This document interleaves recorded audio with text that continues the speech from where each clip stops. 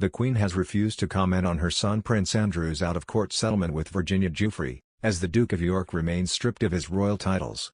The Queen stripped her second son of his prestigious honorary military titles and royal patronages in January, and he stopped using his HRH style, in a move that effectively cast him adrift from the institution. It is understood that the statement released by the palace on January 13, outlining the changes, still stands, with the Duke continuing not to undertake any public duties. Ms. Giuffre alleged she was forced to have sex with the Duke when she was 17. Prince Andrew has always denied the claims.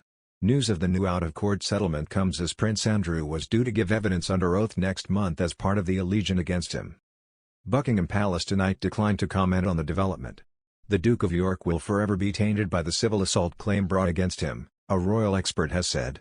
Joe Little, of Majesty magazine, told the PA news agency, "I just don't think he's ever likely to resume work as a working member of the royal family. I think that too much water has gone under the bridge for that, and the institution of monarchy has been tainted by his association with Epstein, and I just think that there's no going back on all that."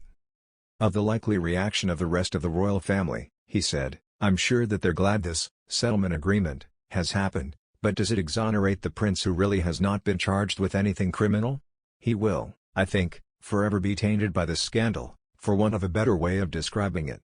Court documents show that the Duke of York and Virginia Giuffre have reached a settlement in principle in the civil sex claim filed in the U.S.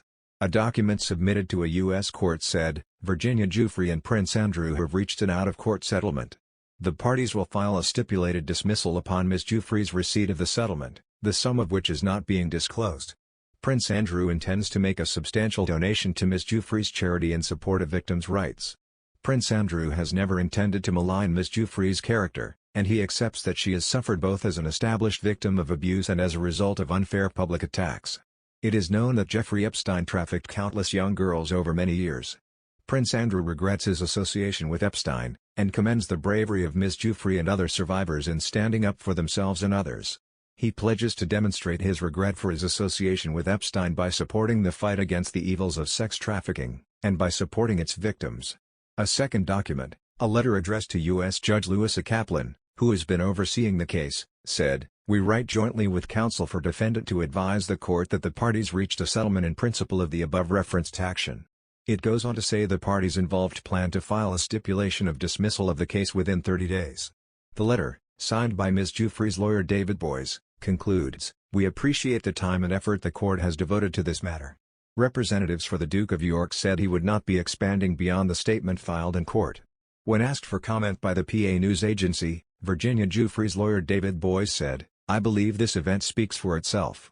Lawyer Lisa Bloom, who represents 8 victims of Jeffrey Epstein, welcomed the settlement as a victory for Virginia Giuffre. She wrote on Twitter, "My statement on behalf of the 8 Jeffrey Epstein victims I represent. We hail Virginia's victory today.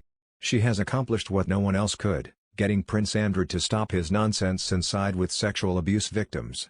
We salute Virginia's stunning courage."